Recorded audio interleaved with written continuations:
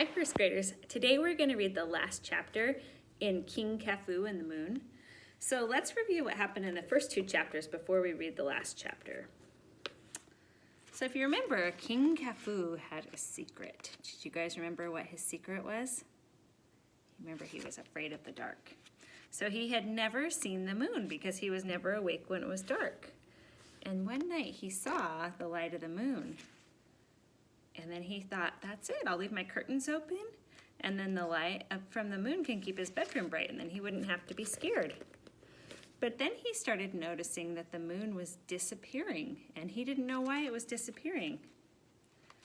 So if you remember, he told the villagers that if they could keep the moon from disappearing, he would give them gold, 10,000 or 1,000 gold coins.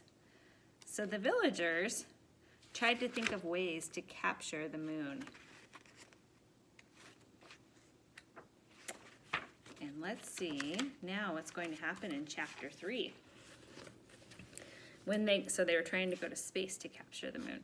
When they got into space, it was very dark. The villagers could see the moon hiding in the darkness. "Let's fly around to the other side," said the king's guard. "Good idea," said the boy. The rocket zoomed around the moon, making everyone dizzy. "Look," said a villager, pointing out the window. "This part of the moon is bright." "Aha," said the boy. "So we only see the part of the moon that the sun shines on. Let's go back and tell the king." And that is true. We only see the part of the moon that the sun shines on. Back in the village, the boy went with the king's guard to the palace. "Your Highness," said the king's guard, "there is nothing to worry about. The moon isn't disappearing at all. The moon is just dark when the sun doesn't shine on it." "Oh dear," said King Kafue. "Whatever will we do?" "I know," said the boy. "Every time the moon hides, we can fill the streets with lights." "Splendid idea," said the king happily.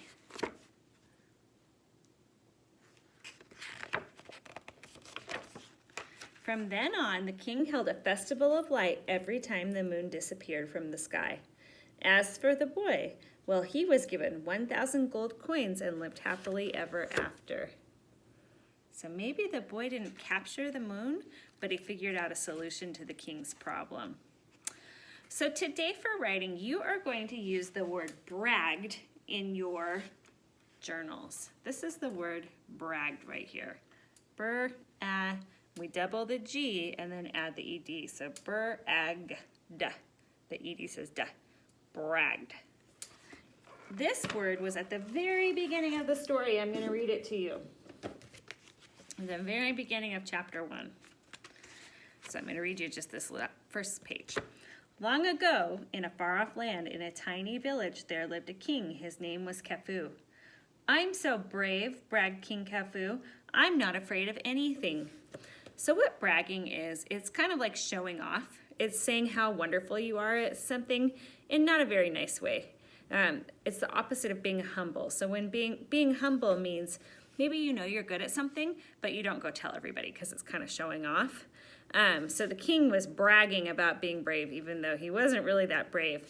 If I was bragging, I might say, "I am the best at basketball." And so it's kind of rude. It's kind of showing off instead of saying, "I really like basketball."